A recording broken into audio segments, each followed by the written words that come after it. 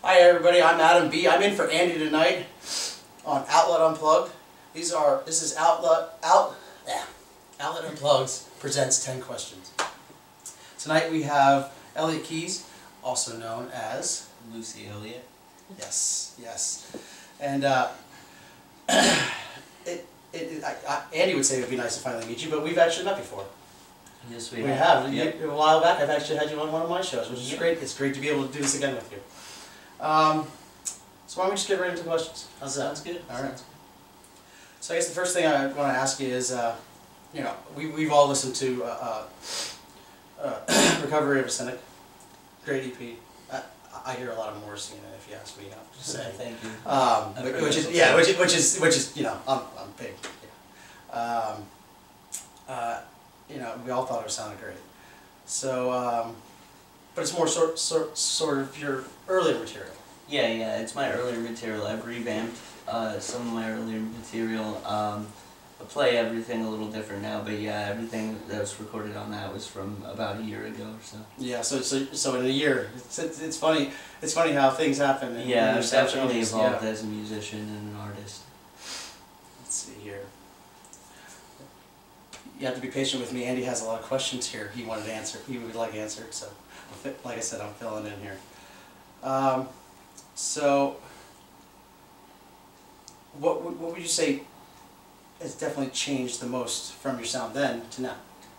What's changed the most is definitely a little bit more air of professionalism, less shaky on some vocal tracks. I've definitely found a home for my voice and how to use it properly. Confidence. So it's definitely a lot of confidence. Owning your sound and just knowing that's knowing it's me and it's what makes me me, and I'm happy with it. It makes it fun, doesn't it? Yeah. Yeah, it does. So, in the genre that you would consider yourself, what would separate you from other artists that would be considered in that same genre? I think lyrically is a big aspect for me. I focus a lot on lyrics, but other than that, what separates me is I was never able to find a voice to emulate. A lot of people, a lot of artists, when they first start out, they emulate their favorite artists. Until they find their own voice, yeah. For me, I was never able to do that, so I had to find my own voice instantaneously, and doing that, I've really been able to branch out. Oh, yeah, I've enjoyed it. I have. So, here's a question for you. What's the strangest thing, or the strangest gig, or the strangest thing that's ever happened at a show for you? I think the strangest show, I was in this town in the middle of nowhere, the hometown I come from, Westfield, PA. They had this big music event at a bar, and I was fighting with an ex at the time, and I wasn't really playing music, and my friend's band was on a two-person acoustic act, and they said, "Why don't you come on with us? Why don't you have fun today?" So I went and I played the whole show improv and just went off the cuff. We played a lot of 80s alt covers and acoustic alt covers, and played the whole thing great. I played one of my originals, and it went over really well because it was my first hometown show, and that was awesome. Just to be there and in that experience, but it was probably the strangest because we were opening up for 5 metal bands. Yeah, and as acoustic, yeah. But the town really enjoyed it, and so that was really neat. That's cool. That is cool. That isn't strange. That's just cool. Yeah. So, what are some of the, I have my reasons why I write my own music, and sometimes it's just getting things off your chest. Sometimes it's a song that nobody ever hears. What are some of the reasons that you write music personally? I write music. I had a dream a long time ago, an actual dream where I was being chased after by something I didn't know, and I was running down these streets, and I guess all these people were telling me things and some apprehensions and awful things in my life that I was kind of uneasy about. And I write music because I want to connect with people and let them know that they're not alone in their journey. Yeah, that's cool. Very cool. Very cool. And your music and your lyrics are very relatable. They really are. Let's see here. So, how would you describe it if somebody wanted to come out and see you? What would they expect at a Luci Elliot show? A lot of in-between stage banter and witty existential crisis type material. I love it. I love that. other than that, and sarcastic comments, I don't know, you just see a lot of humor in between really relatable material. Cool, very cool.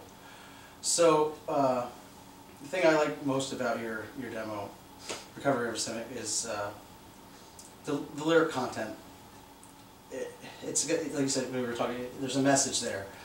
And it comes off very, very artistic, in an artistic manner where it doesn't seem forced. Yeah. You know, it kind of you could almost have it in a sentence or just kind of right off the cuff, but it obviously wasn't exactly something that was off the cuff.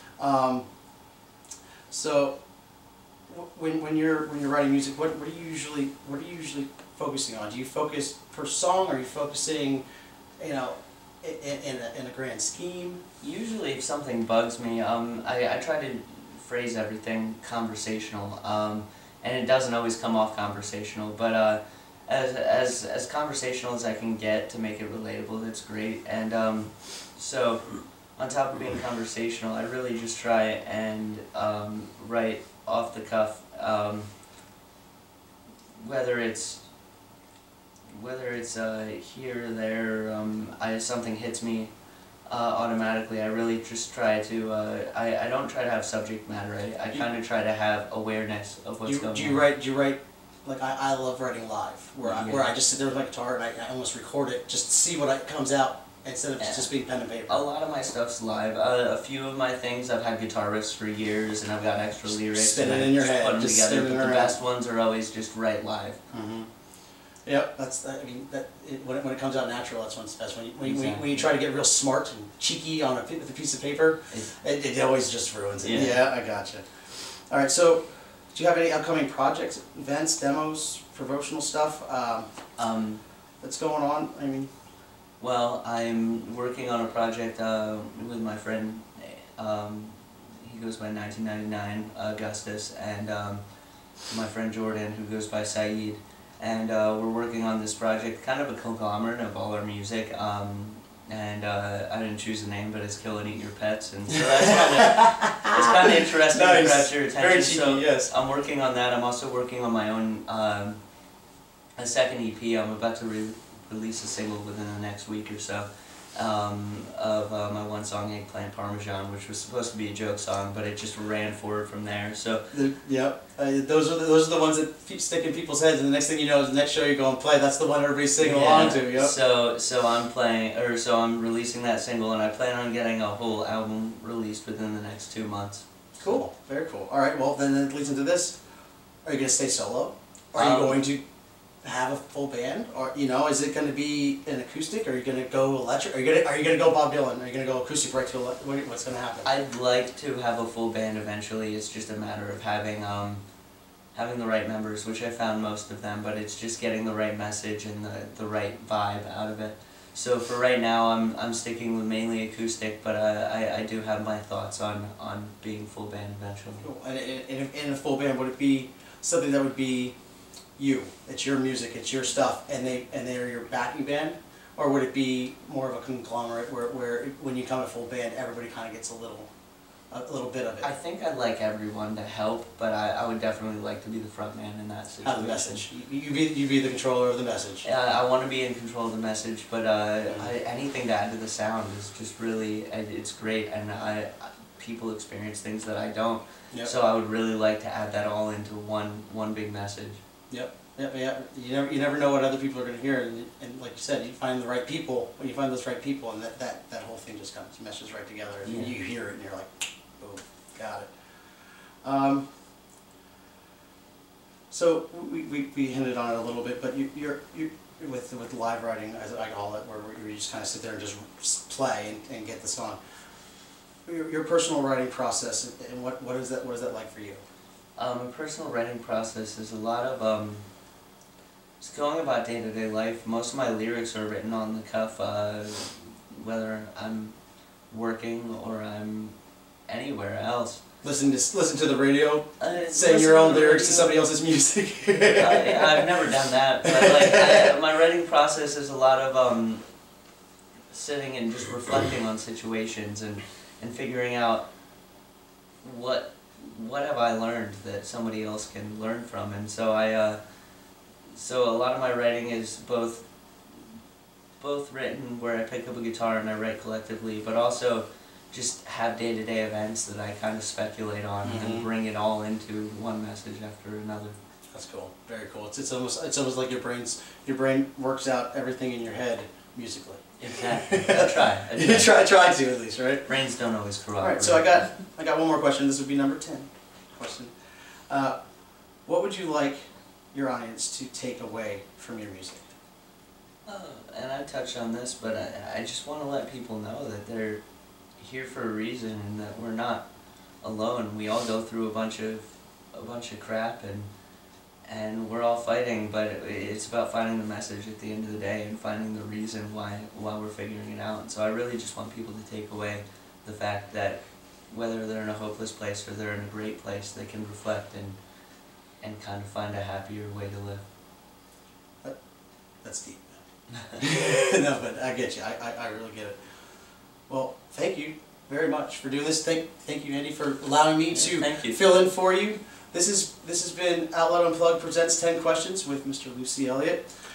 You can check out everything on the Facebook page at the Outlet Unplugged, and for more information and coming up shows and that will be released shortly.